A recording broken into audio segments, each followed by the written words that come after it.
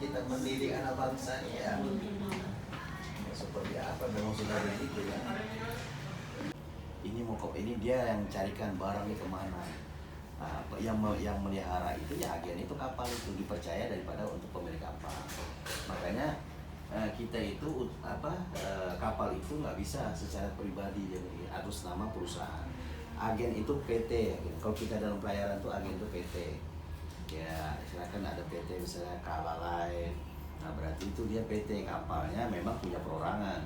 Ada juga mungkin punya perusahaan juga tuh, tapi dia harus punya PT.